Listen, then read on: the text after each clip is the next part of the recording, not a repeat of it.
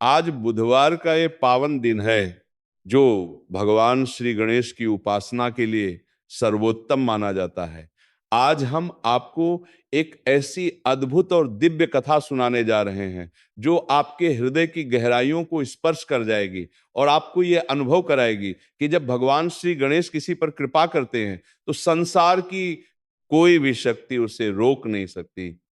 यह कथा एक ऐसे साधारण मनुष्य की है जो बुद्धि का अहंकार लेकर जी रहा था और जिसे यह भ्रम था कि उसकी विद्वत्ता और उसकी तर्क शक्ति ही सबसे बड़ी है।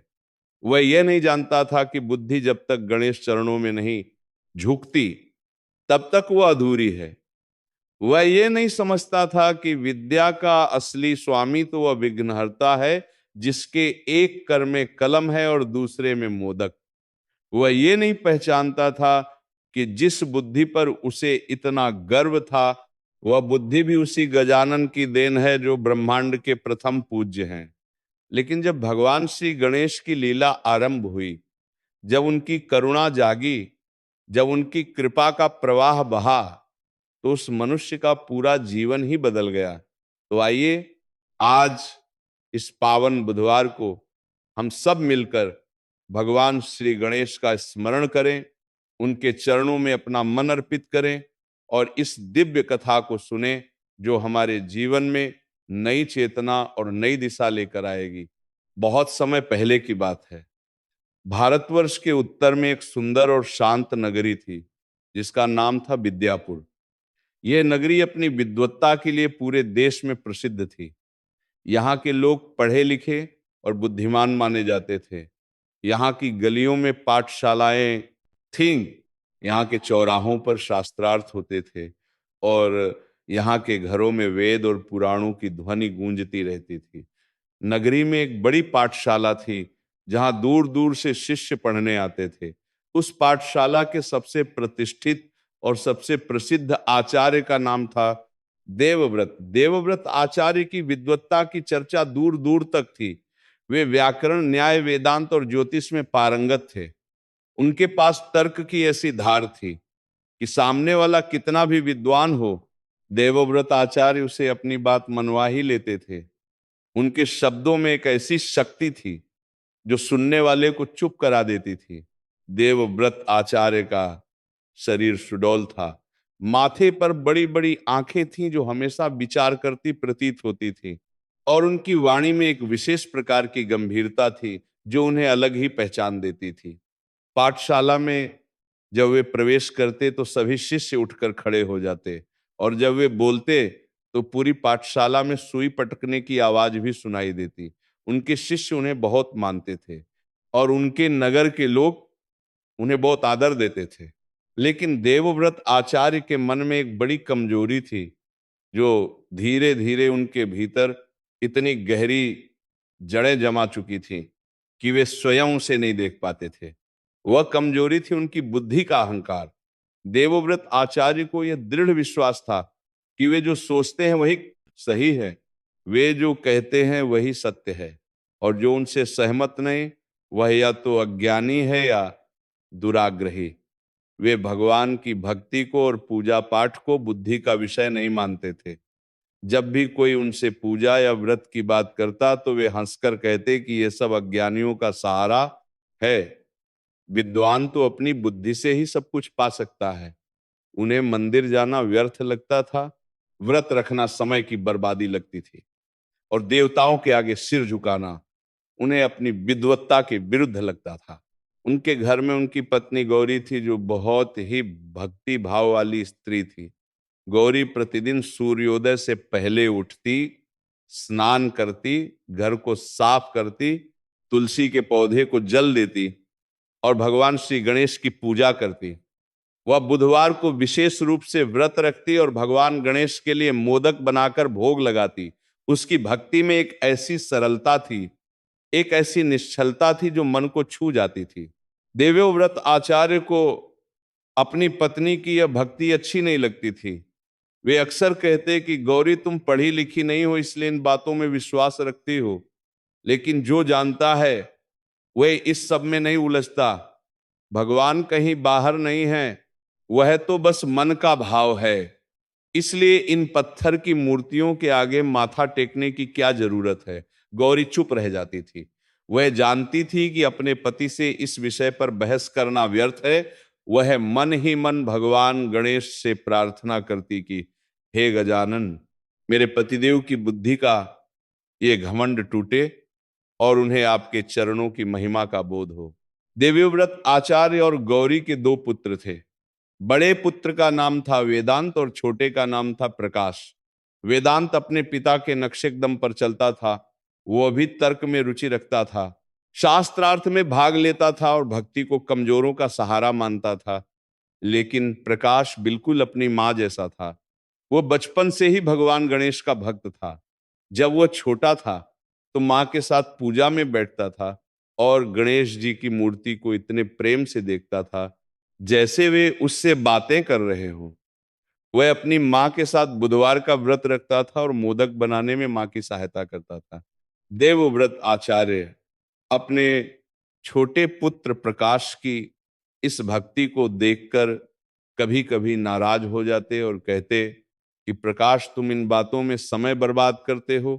पहले विद्या प्राप्त करो, तर्क सीखो, शास्त्र पढ़ो। ये पूजा पाठ तो बाद में भी होती रहेगी। लेकिन प्रकाश मुस्कुराता और कहता कि पिताजी, मेरी पढ़ाई भी गणेश जी की कृपा से ही अच्छी होती है।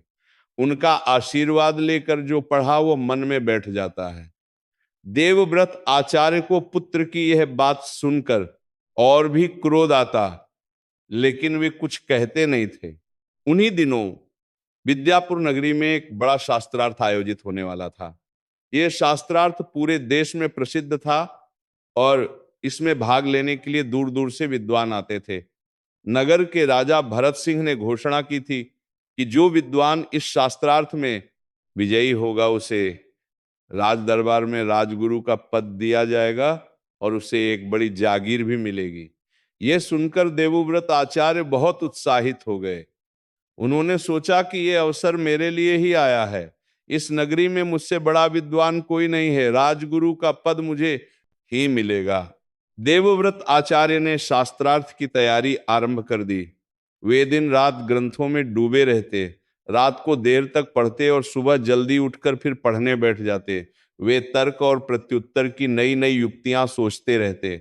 उन्हें पूरा विश्वास था कि वे तक किस प्रकार का दुरारा थे, मतन इस शास्त्रार्थ में सभी को हरा देंगे। उधर उनकी पत्नी गौरी को जब पता चला कि शास्त्रार्थ आने वाला है तो उसने बुधवार को विशेष पूजा आरंभ कर दी। वह प्रतिदिन भगवान गणेश के आगे बैठकर प्रार्थना करती कि हे गजानन, मेरे पतिदेव को इस शास्त्रार्थ में विजय दिलाइए और उनका अहंकार दूर कीजिए। प्रकाश भी अपनी मां के साथ पूजा में बैठता और भगवान गणेश से प्रार्थना करता। जब देवव्रत आचार्य ने देखा कि उनकी पत्नी और पुत्र पूजा कर रहे हैं तो वे बोले कि ये सब व्यर्थ है। विजय तो मुझे मेरी विद्वत्ता से मिलेगी, किसी पत्थर की पूजा से नहीं। गौरी ने हाथ जोड़कर कहा कि स्वामी, आप जो कहते हैं वह सही है, लेकिन भगवान का आशीर्वाद तो लेना ही चाहिए। देवव्रत आचार्य ने कुछ नहीं कहा और अपने कमरे में चले गए। शास्त्रार्थ का दिन आ गया। पूरी नगरी में उत्साह था। राजा के दरबार में एक बड़ा सभागार सजाया गया था। दूर दूर से आए विद्वान वहां उपस्थित थे। दर्शकों की भीड़ लग गई थी। देवव्रत आचार्य भी अपने नए वस्त्र पहनकर वहां पहुंचे। उन्होंने देखा कि कुछ और विद्वान भी हैं जो बहुत तैयार दिखते हैं, लेकिन उन्हें कोई चिंता नहीं थी। उन्हें अपनी बुद्धि पर पूरा भरोसा था। शास्त्रार्थ आरंभ हुआ। पहले कुछ विद्वानों के बीच वाद विवाद हुआ। देवव्रत आचार्य ने एक एक करके सबको परास्त किया। उनकी तर्क शक्ति, उनकी वाणी का प्रवाह और उनके ज्ञान की गहराई ने सभी को चकित कर दिया। दर्शक तालियां बजाते रहे और राजा भरत सिंह भी प्रसन्न होते रहे। देवव्रत आचार्य के मन में यह विश्वास और भी पक्का होने लगा कि राजगुरु का पद तो अब उनका ही है। लेकिन तभी एक ऐसे विद्वान का प्रवेश हुआ जिसे देवव्रत आचार्य ने पहले कभी नहीं देखा था। उस विद्वान का नाम था महाकाल शास्त्री। वे दूर किसी पहाड़ी प्रदेश से आए थे। उनका वेश बहुत साधारण था। माथे पर भस्म का तिलक था, एक हाथ में कमंडल था और उनकी आंखों में एक गहरी शांति थी। महाकाल शास्त्री बोले तो धीरे धीरे, लेकिन उनके प्रत्येक शब्द में एक अजीब सी शक्ति थी। उनके तर्क ऐसे थे जो सुनने वाले को सोचने पर विवश कर देते थे। उन्होंने एक के बाद एक ऐसे प्रश्न आंखों दिवश कर देते थे उठाए जो देवव्रत आचार्य ने पहले कभी नहीं सोचे थे। शास्त्रार्थ के बीच जब महाकाल शास्त्री और देवव्रत आचार्य का सीधा वाद विवाद हुआ तो देवव्रत आचार्य को पहली बार ऐसा लगा कि वे कुछ प्रश्नों का उत्तर नहीं दे पा रहे। महाकाल शास्त्री के तर्क इतने गहरे थे कि देवव्रत आचार्य की समझ में ही नहीं आ रहे थे। वे जो उत्तर देते महाकाल शास्त्री उसमें से नई कमजोरी निकाल देते। देखते देखते सारे दर्शकों की दृष्टि महाकाल शास्त्री की ओर मुड़ गई। राजा भरत सिंह भी झुककर ध्यान से सुनने लगे। अंत में राजा ने घोषणा की कि आज के शास्त्रार्थ में विजयी हैं महाकाल शास्त्री। राजगुरु का पद महाकाल शास्त्री को प्रदान किया जाता है। यह सुनकर देवव्रत आचार्य के पैरों तले से जमीन खिसक गई। जिस पद को वे अपना समझकर चल रहे थे वह पद दूसरे को मिलकर गया। जो विजय उन्होंने अपनी मान ली थी वो उनके हाथ से निकल गई। सारे दर्शकों के सामने उन्हें पराजय का एक कड़वा घूंट पीना पड़ा। देवव्रत आचार्य अपमानित मन से घर लौटे। उनके साथ उनके बड़े पुत्र वेदांत भी था। घर पहुंचे तो गौरी ने देखा कि उनके चेहरे पर एक गहरी उदासी है।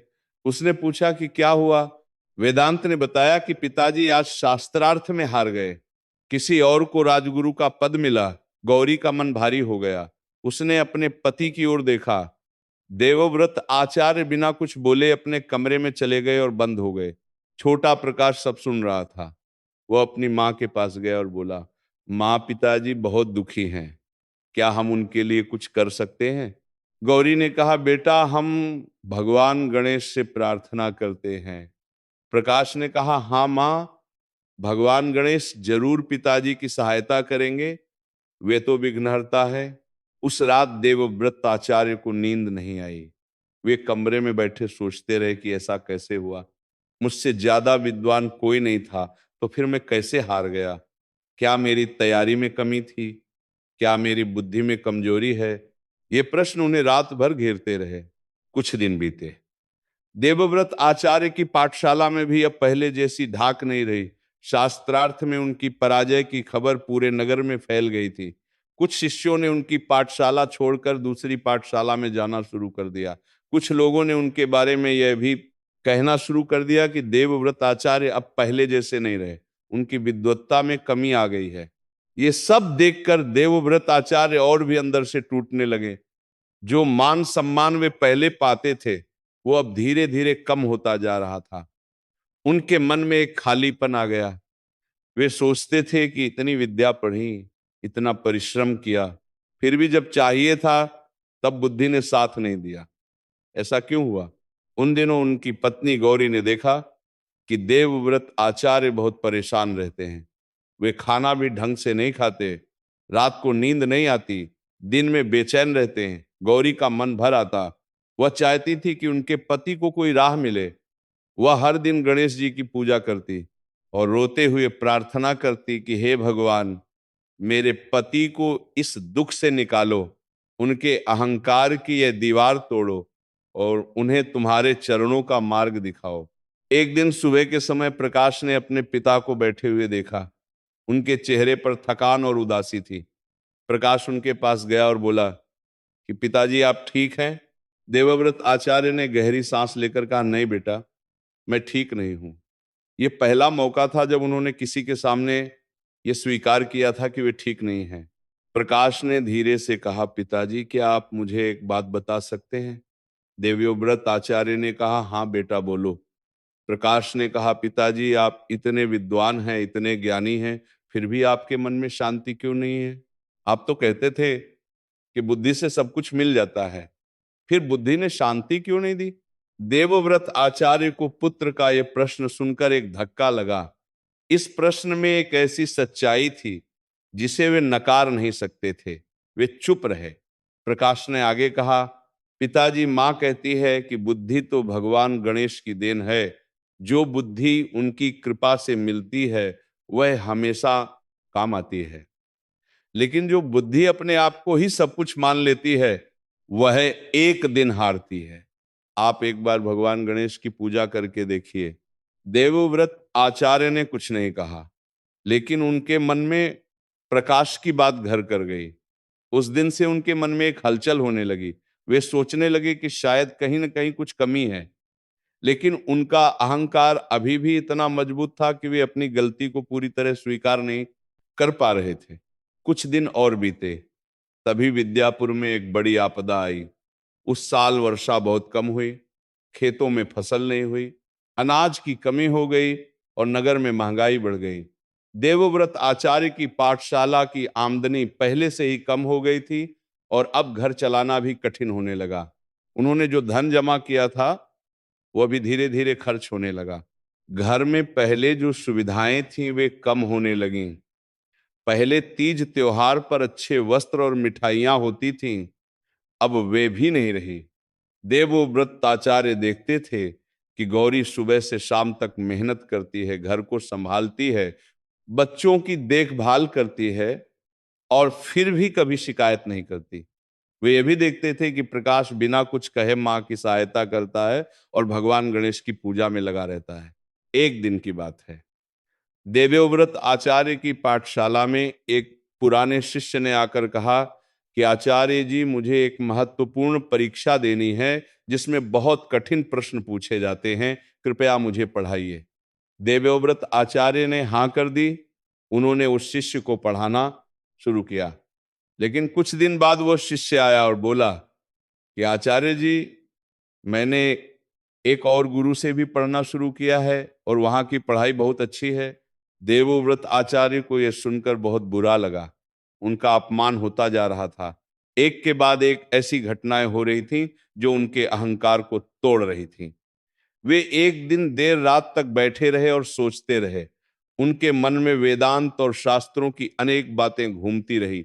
वे सोचते रहे कि आखिर क्या कमी है मुझ में। उसी रात की बात है, देवव्रत आचार्य को नींद नहीं आ रही थी। वे उठे और आंगन में आ गए। आकाश में तारे छिटके हुए थे और चांद की हल्की रोशनी थी। उन्होंने देखा कि घर के एक कोने में गणेश जी की छोटी सी मूर्ति रखी हुई थी, जो गौरी ने वहां स्थापित की थी। उस मूर्ति के सामने एक छोटा सा दीपक जल रहा था, जो गौरी ने रात को सोने से पहले जलाया था। देवव्रत आचार्य उस दीपक की लौ को देखते रहे। वह दीपक बिल्कुल शांत जल रहा था। उसकी लौ में कोई उतावलापन नहीं था, वह बस जल रहा था। देवव्रत आचार्य की दृष्टि उस दीपक पर टिकी रही और न जाने क्यों उनकी आंखें भर आईं। उन्हें खुद नहीं पता था कि वे क्यों रो रहे हैं, लेकिन आंसू बह रहे थे। उन्होंने पहली बार उस मूर्ति को ध्यान से देखा। भगवान गणेश की वह छोटी सी मूर्ति बहुत सुंदर थी। उनका गजमुख प्रसन्न था। उनकी बड़ी बड़ी आंखें करुणा से भरी थीं और उनके हाथ में मोदक था। देवव्रत आचार्य को न जाने क्यों लगा कि वो मूर्ति उन्हें देख रही है। उन्हें लगा कि उन मूर्ति की आंखों में कुछ है, कोई भाव है जो उन्हें बुला रहा है। उस रात देवव्रत आचार्य ने पहली बार गणेश जी की मूर्ति के सामने हाथ जोड़े। उन्होंने कुछ नहीं मांगा, बस इतना कहा कि मुझे नहीं पता आप हैं या नहीं, मुझे नहीं पता ये सब सच है या नहीं, लेकिन आज मेरे मन में एक अजीब सी पुकार है। अगर आप सच में हैं तो मुझे बताइए कि मेरे जीवन में क्या कमी है। ये कहकर वे वापस आ गए, लेकिन उस रात के बाद उनका मन कुछ बदलने लगा। अगले दिन बुधवार था। गौरी सुबह उठकर पूजा की तैयारी कर रही थी। प्रकाश भी उठ गया था और मां की सहायता कर रहा था। देवव्रत आचार्य जब उठे तो उन्होंने देखा कि पत्नी और पुत्र पूजा की तैयारी में लगे हैं। वे एक पल रुके, फिर बोले, गौरी, क्या मैं भी पूजा में बैठ सकता हूं? गौरी ने सुना तो उसे विश्वास नहीं हुआ। उसने अपने कान पर हाथ रखा और कहा, क्या आपने कहा? देवव्रत आचार्य ने दोबारा कहा, हाँ, मैं कहा था कि क्या मैं भी पूजा में बैठ सकता हूं? गौरी की आंखें भर आईं। उसने कहा, स्वामी, आप जब भी बैठना चाहें बैठ सकते हैं, ये तो हमारे घर का सौभाग्य होगा। प्रकाश खुशी से झूम उठा। वह दौड़ता हुआ आया और बोला, पिताजी, आप पूजा में बैठेंगे? फिर आज का बुधवार बहुत विशेष है। देवव्रत आचार्य स्नान करके आए। उन्होंने साफ वस्त्र पहने। पहली बार वे उस पूजा स्थल पर बैठे जहां गौरी ने गणेश जी की मूर्ति स्थापित की थी। गौरी ने पूजा की सामग्री सजाई। फूल थे, अगरबत्ती थी, दीपक था और मोदक का भोग था। गौरी ने भजन गाया और उसकी आवाज में एक ऐसी मिठास थी जो आत्मा को छू जाती थी। देवव्रत आचार्य पहली बार किसी पूजा में इतने शांत बैठे थे। उन्होंने देखा कि गौरी की आंखें बंद थीं और उसके होठों पर एक हल्की मुस्कान थी। प्रकाश के चेहरे पर भी एक दिव्य शांति थी। देवव्रत आचार्य को लगा कि इस परिवार में एक ऐसी चीज है जो उनके पास नहीं है, वह चीज है शांति। पूजा समाप्त हुई। गौरी ने प्रसाद बांटा। देवव्रत आचार्य ने भी प्रसाद ग्रहण किया। जब उन्होंने मोदक का वह प्रसाद खाया तो उन्हें एक अनोखी अनुभूति हुई। उनके मन में कहीं से एक शांति की लहर उठी जो पूरे शरीर में फैल गई। ये अनुभव उन्होंने पहले कभी नहीं किया था। कितना भी बड़ा शास्त्र पढ़कर भी ये शांति नहीं मिली थी जो एक मोदक के प्रसाद से मिल गई। उस दिन के बाद देवव्रत आचार्य के जीवन में एक परिवर्तन आरंभ हुआ। वह परिवर्तन तुरंत नहीं आया, वह धीरे धीरे आया। जैसे सूरज की रोशनी धीरे धीरे अंधेरे को हटाती है, वे हर बुधवार को अब पूजा में बैठने लगे। पहले तो वे बस बैठते थे, बस देखते थे, लेकिन धीरे धीरे उनके मन में भी एक भाव जागने लगा। एक दिन पूजा में बैठे बैठे उन्होंने महसूस किया कि उनकी आंखों से आंसू बह रहे। वे खुद चौंक गए। उन्होंने आंसू पोंछे, लेकिन वे फिर आ गए। गौरी ने देखा और वह भी रो पड़ी। प्रकाश ने देखा और उसने अपने पिता का हाथ थाम लिया। उस दिन पूजा के बाद देवव्रत आचार्य ने पहली बार गौरी से कहा कि मुझे माफ करना। इतने साल मैंने गलती की। मैंने सोचा था कि बुद्धि से सब कुछ मिल जाता है, लेकिन मैं गलत था। जो शांति आज इस पूजा में मिली वो मुझे इतने साल की पढ़ाई में नहीं मिली। गौरी ने कहा, स्वामी गलती तो हम सब से होती है, लेकिन भगवान गणेश बहुत दयालु हैं। वे अपने भक्तों को कभी निराश नहीं करते। देवव्रत आचार्य ने उस दिन से अपने जीवन में एक नया नियम बनाया। प्रत्येक बुधवार को वे व्रत रखते, गणेश जी की पूजा करते और पूजा के बाद गरीब शिष्यों को निःशुल्क पढ़ाते। वे जो ज्ञान अब तक धन के लिए बांट रहे थे, उसे अब वे भगवान की भेंट मानकर निःशुल्क भी बांटने लगे। इस परिवर्तन के बाद एक अद्भुत घटना हुई। देवव्रत आचार्य की बुद्धि में एक नई धार आ गई। पहले वे तर्क में तो कुशल थे, लेकिन उनमें एक कमी थी। वे तर्क को बुद्धि से करते थे, हृदय से नहीं। लेकिन अब उनकी बुद्धि और हृदय दोनों साथ काम करने लगे। उनके विचारों में एक नई गहराई आ गई। वे जो कुछ पढ़ाते थे उसमें अब एक नई आत्मा आ गई थी। शिष्य उनकी नई शैली से बहुत प्रभावित होने लगे। जो शिष्य उनकी पाठशाला छोड़ चुके थे वे वापस आने लगे। नए शिष्य भी आने लगे। उनकी पाठशाला में फिर से रौनक आ गई। लोग कहने लगे कि देवव्रत आचार्य पहले से भी बेहतर पढ़ाने लगे हैं। उनमें पहले जो अकड़ थी वह अब नहीं रही और इसीलिए उनके पास जाने में अब अच्छा लगता है। धीरे धीरे उनकी आमदनी भी बढ़ने लगी। घर में फिर से सुविधाएं आने लगीं। गौरी के चेहरे पर फिर से मुस्कान आ गई। प्रकाश और वेदांत भी प्रसन्न थे। लेकिन इस कहानी में अभी और भी बहुत कुछ था जो होने वाला था। भगवान गणेश की लीला अभी समाप्त नहीं हुई थी। वे अभी और परीक्षाएं लेने वाले थे और अपनी कृपा की और भी गहरी वर्षा करने वाले थे। एक दिन विद्यापुर में एक बड़ी बात हुई। राजा भरत सिंह के राजगुरु महाकाल शास्त्री को किसी कारणवश राज्य छोड़कर जाना पड़ा। उनके जाने के बाद राजा के सामने नए राजगुरु को नियुक्त करने की समस्या आ गई। राजा के दरबार में यह चर्चा हुई कि नया राजगुरु कौन होगा। दरबार के कुछ मंत्रियों ने देवव्रत आचार्य का नाम सुझाया। उन्होंने कहा कि देवव्रत आचार्य बहुत विद्वान हैं और पिछले कुछ समय से उनमें बहुत परिवर्तन आया है। वे पहले से बहुत बेहतर हो गए हैं। राजा ने देवव्रत आचार्य को बुलाया। देवव्रत आचार्य ने जब ये सुना तो उनके मन में पहले वाला वह उत्साह नहीं था जो पहले शास्त्रार्थ के समय था। इस बार वे शांत थे। वे राजा के पास गए और राजा ने उनसे कुछ प्रश्न किए। देवव्रत आचार्य ने जो उत्तर दिए वे इतने स्पष्ट, इतने सरल और इतने गहरे थे कि राजा बहुत प्रभावित हो गए। राजा ने पूछा कि आचार्य जी, आप पिछले शास्त्रार्थ में हार गए थे, तब से आप में क्या परिवर्तन आया? देवव्रत आचार्य ने बहुत सहज होकर कहा कि राजन, उस हार ने मुझे वह सिखाया जो जीत कभी नहीं सिखा सकती थी। मैंने समझा कि बुद्धि तभी पूर्ण होती है जब वह विनम्रता से मिलती है, और विनम्रता तभी आती है जब हम किसी बड़ी शक्ति के आगे नतमस्तक होना सीखते हैं। मेरी पत्नी और मेरे पुत्र ने मुझे भगवान गणेश के चरणों की महिमा बताई, और जब मैंने उस मार्ग पर कदम रखा तभी से मेरी बुद्धि में एक नई शक्ति आई है। राजा ये सुनकर बहुत प्रसन्न हुए। उन्होंने कहा कि आचार्य जी, आज आपने जो कहा वह सच्चे ज्ञानी की बात है। जो विद्वान अपनी हार से सीखे और भगवान की कृपा को स्वीकार करे, वही सच्चा गुरु है। मैं आपको राजगुरु का पद प्रदान करता हूं।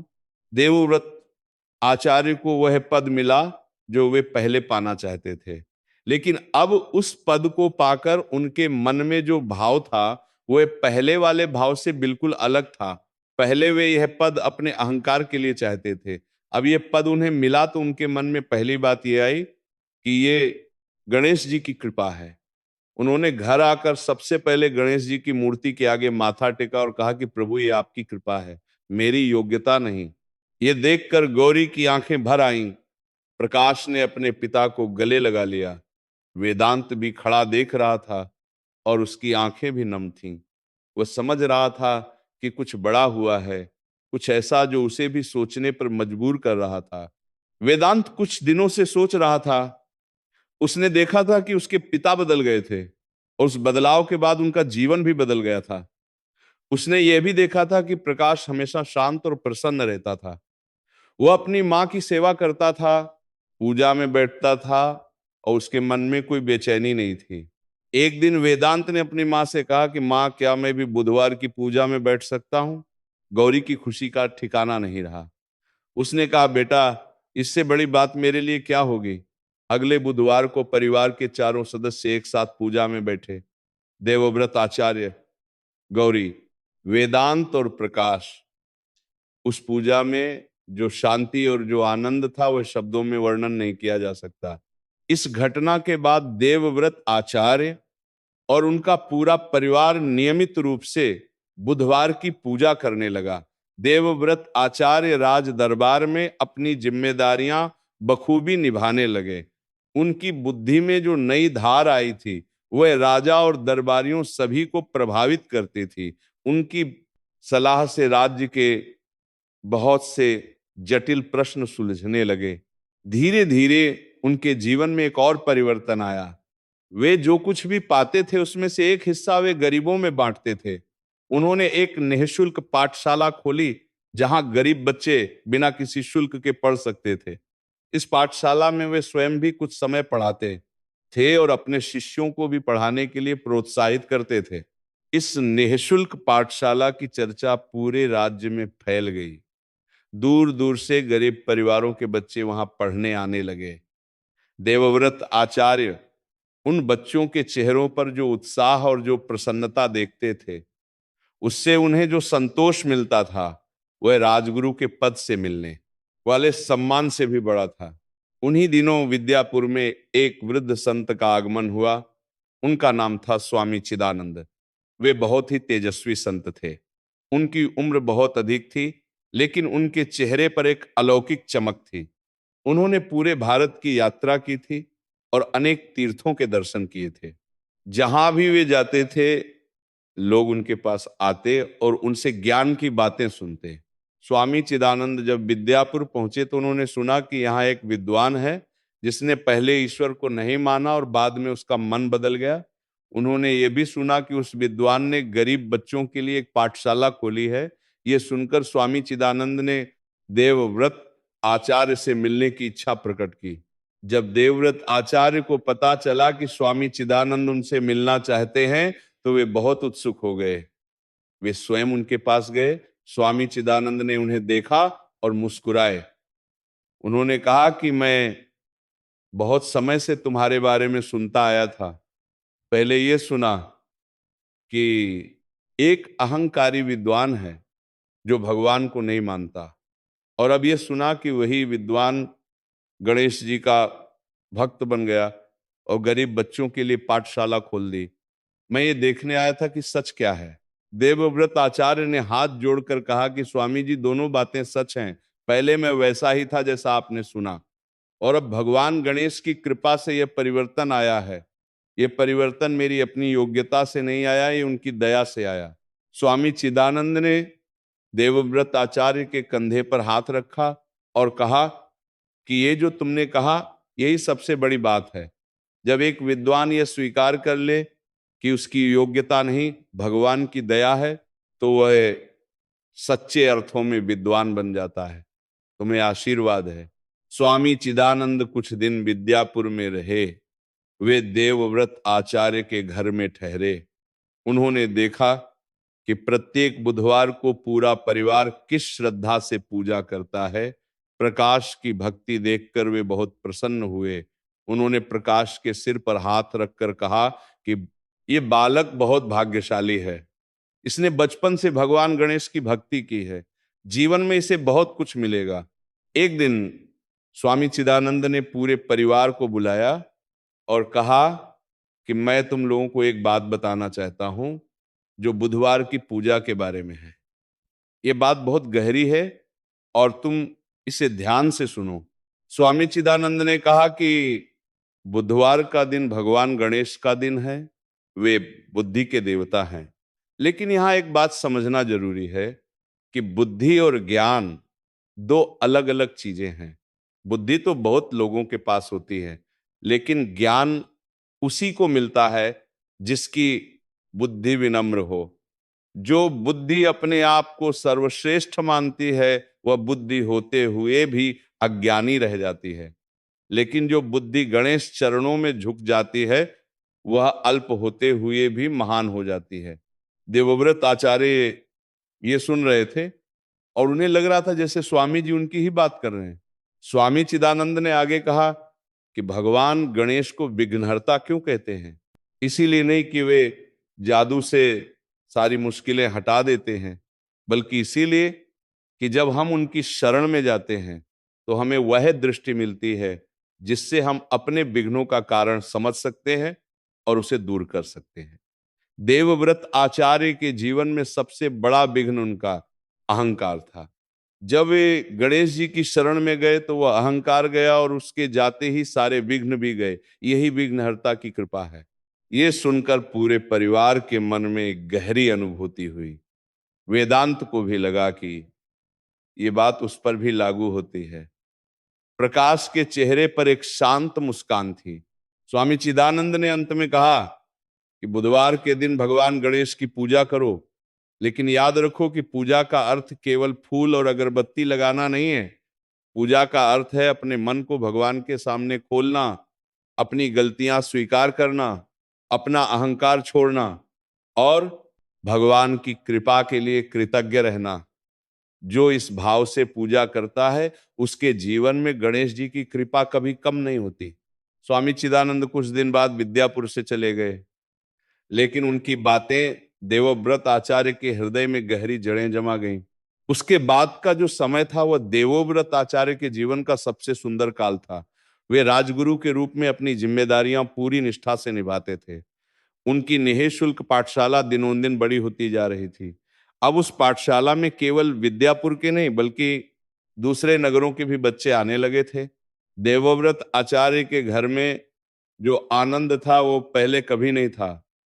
पहले घर में धन था, सुविधाएं थी, लेकिन शांति नहीं थी। अब धन भी था, सुविधाएं भी थी और शांति भी थी।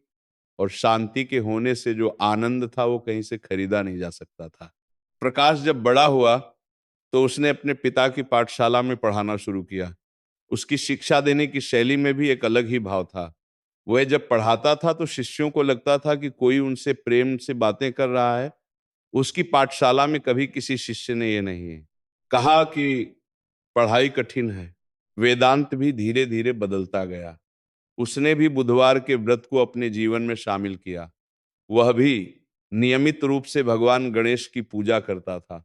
उसके जीवन में भी एक शांति आ गई जो पहले नहीं थी।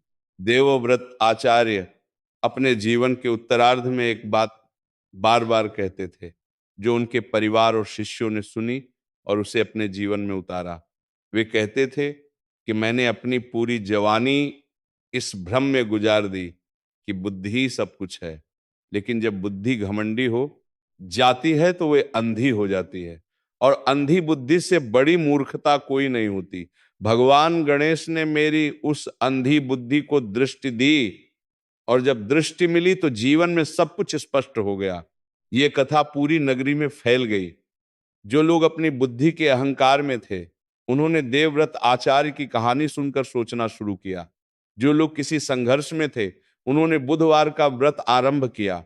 जो लोग निराश थे, उन्हें एक नई आशा मिली। लेकिन इस कथा में अभी एक और प्रसंग था जो बहुत महत्वपूर्ण था। ये प्रसंग है प्रकाश के जीवन का। जब प्रकाश जवान हुआ तो उसके लिए विवाह की बात उठी। देवव्रत आचार्य और गौरी ने उसके लिए एक अच्छा परिवार खोजा। उस लड़की का नाम था तुलसी। तुलसी एक साधारण परिवार की लड़की थी। उसके पिता एक छोटे से व्यापारी थे। तुलसी भी बहुत भक्ति भाव वाली थी।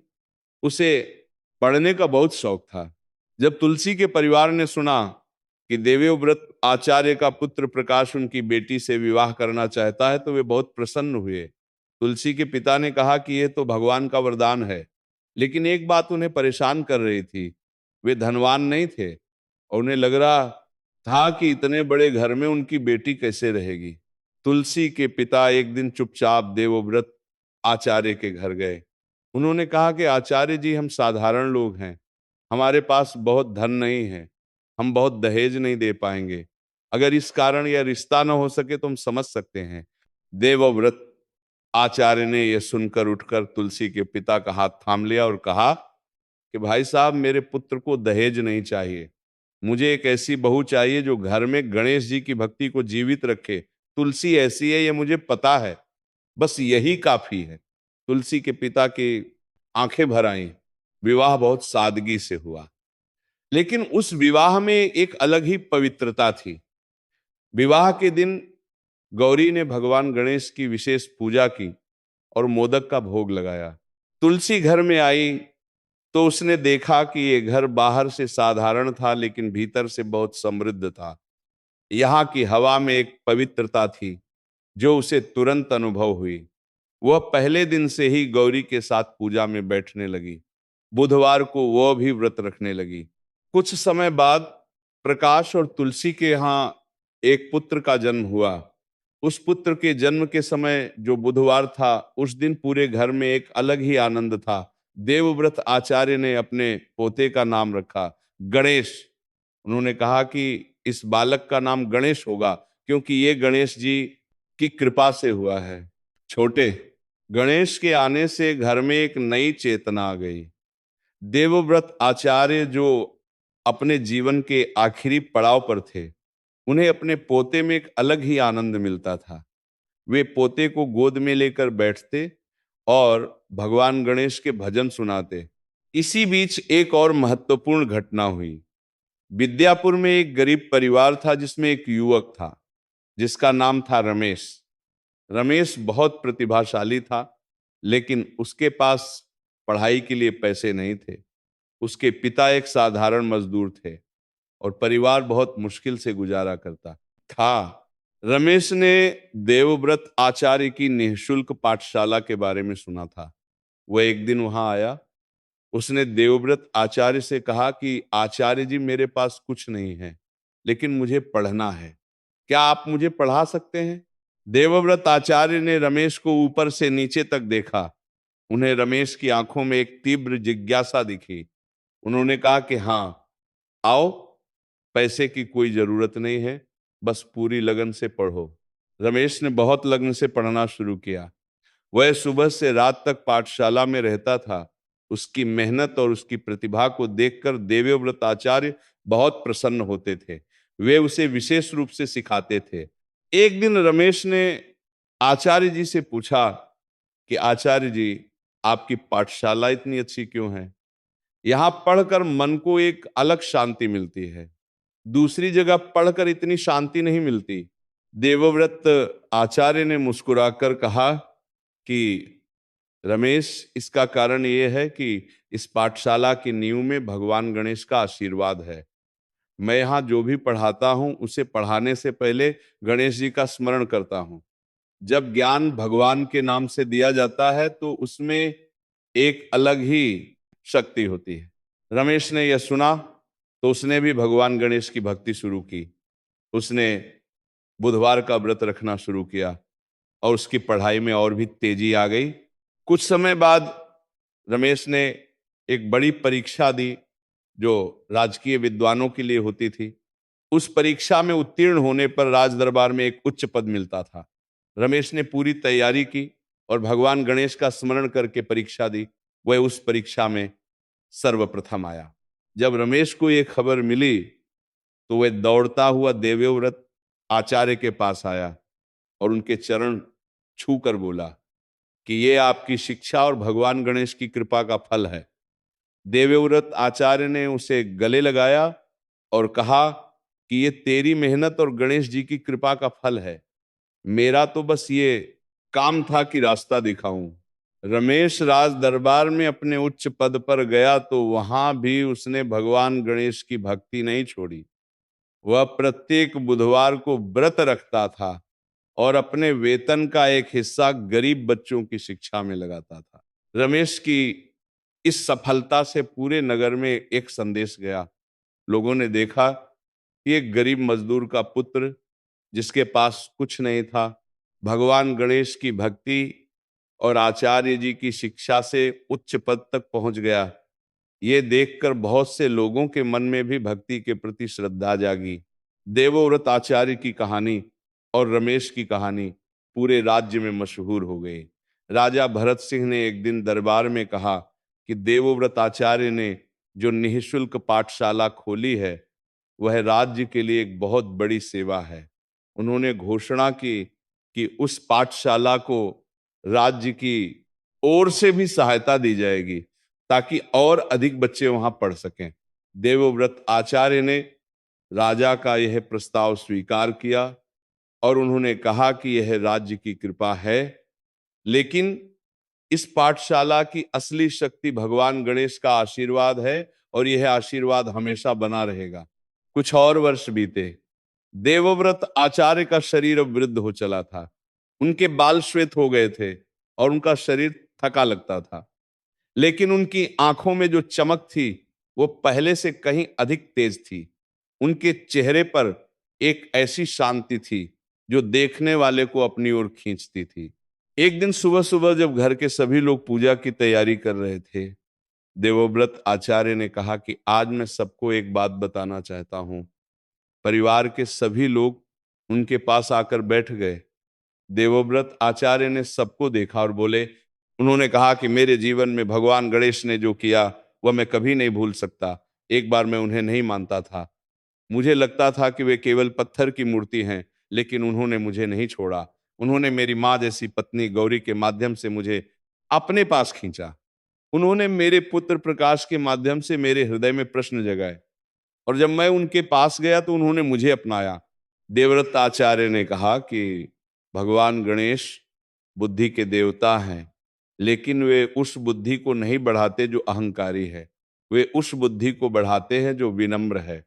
और ये विनम्रता तभी आती है जब हम ये मान लेते हैं कि हम अकेले कुछ नहीं हैं, हमारे पीछे भगवान की शक्ति है। जब वो शक्ति हमारे साथ होती है तो फिर कोई विघ्न हमारे सामने नहीं टिकता।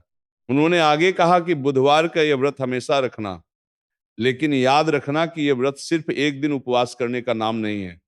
यह व्रत इस भाव का व्रत है कि हम अपने अहंकार का त्याग करते हैं, अपनी गलतियां स्वीकार करते हैं, दूसरों की सहायता करते हैं और भगवान गणेश के प्रति कृतज्ञ रहते हैं। जो यह व्रत इस भाव से करता है उसके जीवन में कभी कोई कमी नहीं आती। देवव्रत आचार्य की ये बातें सुनकर पूरे परिवार की आंखें भर आईं। वेदांत, प्रकाश, तुलसी, गौरी सभी चुपचाप सुन रहे थे। छोटा गणेश जो अब कुछ बड़ा हो गया था वो अभी ध्यान से सुन रहा था। देवव्रत आचार्य ने गणेश जी की मूर्ति की ओर देखा और कहा कि प्रभु, जब तक आपकी कृपा मेरे परिवार पर है, इस परिवार को कोई भय नहीं है। ये कहकर वे पूजा में बैठ गए और उनके चेहरे पर एक गहरी शांति थी। उस दिन के पूजा में जो दिव्यता थी वह सबने अनुभव की। गौरी के भजन की आवाज ऊंची और भावपूर्ण थी। दीपक की लौ बिल्कुल स्थिर थी, जैसे वह भी भगवान का ध्यान कर रही हो। अगरबत्ती की सुगंध पूरे घर में फैल गई थी। पूजा समाप्त हुई। प्रसाद बटा। छोटे गणेश ने अपने दादाजी को प्रसाद दिया।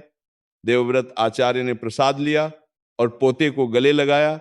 उनकी आंखों में आंसू थे, लेकिन वे आनंद के आंसू थे। उस दिन के बाद देवव्रत आचार्य के परिवार में बुधवार का व्रत एक पीढ़ी से दूसरी पीढ़ी को मिलता रहा। प्रकाश ने अपने पुत्र गणेश को सिखाया, गणेश ने अपने बच्चों को सिखाया। इस तरह ये परंपरा आगे बढ़ती रही। देवव्रत आचार्य की निःशुल्क पाठशाला भी पीढ़ियों तक चलती रही। उसमें पढ़े बच्चे बड़े होकर समाज में अच्छे कार्य करते रहे।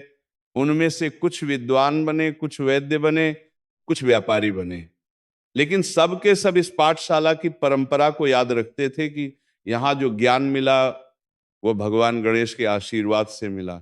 और उस नगरी में ये बात बड़े बूढ़े बच्चों को सुनाते थे कि कभी एक विद्वान था जिसे अपनी बुद्धि का बहुत घमंड था। भगवान गणेश ने उस घमंड को तोड़ा और उस विद्वान को एक नया जन्म दिया। उसके बाद उसकी बुद्धि तो पहले जैसी ही रही, लेकिन उस बुद्धि में एक नई रोशनी आ गई जो भगवान की कृपा से जली थी और जो कभी बुझी नहीं। ये कथा हमें ये बताती है कि बुधवार के इस पावन दिन जब हम भगवान गणेश की पूजा करने बैठते हैं तो हम केवल एक रस्म नहीं निभाते, हम एक बहुत गहरे सत्य को स्वीकार करते हैं कि हमारी बुद्धि, हमारी शक्ति, हमारा ज्ञान, हमारी सफलता, ये सब हमारा अपना नहीं है। ये सब उस गजानन की देन है जो प्रथम पूज्य हैं, जो विघ्नहर्ता हैं, जो बुद्धि के दाता हैं। जब हम ये स्वीकार कर लेते हैं तो हमारे जीवन की सारी बाधाएं स्वयं दूर होने लगती हैं। बुधवार का यह व्रत हमें सिखाता है कि बुद्धि का उपयोग केवल अपने लिए नहीं, दूसरों के लिए भी करो। जो ज्ञान तुम्हारे पास है उसे बांटो, जो शक्ति तुम्हारे पास है उसे उन लोगों की सहायता में लगाओ जिनके पास वो शक्ति नहीं है। देवव्रत आचार्य ने यही किया। उन्होंने अपना ज्ञान उन बच्चों को दिया जो उसे पाने के लिए तरस रहे थे, और इसी के कारण भगवान गणेश की कृपा उन पर और भी अधिक बरसती गई। इस कथा में हमने देखा कि गौरी की भक्ति ने और प्रकाश की भक्ति ने कैसे एक पूरे परिवार को बचाया।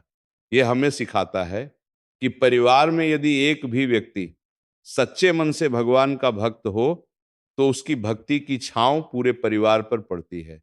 गौरी ने कभी शिकायत नहीं की, उसने बस भगवान पर भरोसा रखा और अपनी पूजा जारी रखी, और भगवान ने उसकी सुनी। उन्होंने उसके पति को वह राह दिखाई जो उन्हें दिखानी थी। बुधवार के इस व्रत का फल केवल धन या पद नहीं है, इसका सबसे बड़ा फल वह आंतरिक शांति है जो देवव्रत आचार्य को मिली। वह शांति जो किसी भी धन से, किसी भी पद से, किसी भी सफलता से नहीं मिल सकती। वह शांति केवल भगवान के चरणों में सिर झुकाने से मिलती है। भगवान गणेश की ये विशेषता है कि वे अपने भक्तों पर कभी क्रोध नहीं करते। चाहे भक्त ने कितनी भी देर से उनके पास आना आरंभ किया हो, जब भी आए, जैसे भी आए, वे उसे स्वीकार कर लेते हैं। देवव्रत आचार्य ने आधा जीवन उन्हें नहीं माना, लेकिन जब माना तो गणेश जी ने उन्हें हृदय से लगा लिया। यही उनकी करुणा है, यही उनकी महिमा है। बुधवार के दिन जब हम उनके आगे हाथ जोड़ते हैं तो हमें ये भाव रखना चाहिए कि प्रभु, मैं जो भी हूं, जैसा भी हूं, आपके चरणों में हूं। मेरी बुद्धि को विनम्रता दो, मेरे मन को शांति दो, मेरे जीवन से विघ्न दूर करो और मुझे वह शक्ति दो कि मैं दूसरों के काम आ सकूं। जो भी इस भाव से बुधवार की पूजा करता है उसके जीवन में गणेश जी की कृपा का अनुभव होता है। देवव्रत आचार्य का जीवन इसका प्रत्यक्ष प्रमाण है, रमेश का जीवन इसका प्रत्यक्ष प्रमाण है। और आज भी जो कोई सच्चे मन से इस मार्ग पर चलता है, भगवान गणेश उसके मार्ग की सारी बाधाएं दूर करते हैं और उसे वह ज्योति देते हैं जो जीवन को सार्थक बनाती है। तो आज इस बुधवार के पावन अवसर पर हम सब भगवान श्री गणेश के चरणों में अपना मन अर्पित करें, उनके सामने अपना अहंकार छोड़ें, अपनी गलतियां स्वीकार करें और उनसे प्रार्थना करें कि वे हमारी बुद्धि को पवित्र करें, ने हमारे जीवन के विघ्न दूर करें और हमें वह समझ दें जिससे हम अपना और दूसरों का जीवन बेहतर बना सकें। विद्यापुर की उस नगरी में जो एक छोटा सा दीपक उस रात जला था, जब देवव्रत आचार्य ने पहली बार गणेश जी की मूर्ति के सामने हाथ जोड़े थे, वह दीपक आज भी जल रहा है। वह दीपक उस परिवार में पीढ़ी दर पीढ़ी जलता आ रहा है। कभी कभी बाहरी हवाएं उसे बुझाने की कोशिश करती हैं, लेकिन वह फिर से जल उठता है, क्योंकि उस दीपक को जलाए रखने वाले भगवान गणेश हैं, जो अपने भक्तों की भक्ति को कभी व्यर्थ नहीं होने देते। ये कथा हमें यही कहती है कि चाहे जीवन में कितना भी अंधेरा हो, चाहे बुद्धि कितनी भी थक जाए, चाहे रास्ते कितने भी कठिन हो जाएं, यदि हम भगवान गणेश के चरणों में जाएं और सच्चे मन से उनकी कृपा मांगें, तो वे कभी निराश नहीं करते। वे विघ्नहर्ता हैं, वे बुद्धि के देवता हैं, वे करुणा के सागर हैं, उनकी कृपा की कोई सीमा नहीं है। भगवान श्री गणेश की जय। बुधवार के इस पावन व्रत की जय और उन सभी भक्तों की जय जो सच्चे मन से इस मार्ग पर चलते हैं और अपने जीवन को भगवान की कृपा से सींचते हैं। इस प्रकार ये पावन कथा समाप्त होती है, जो हमें ये अनुभव कराती है कि बुद्धि का असली स्वामी वह गजानन है, जो प्रथम पूज्य है, जो बुधवार का देवता है, जो हर भक्त के हृदय में विराजमान है और जो सदा सर्वदा अपने भक्तों पर अपनी करुणा की वर्षा करता रहता है।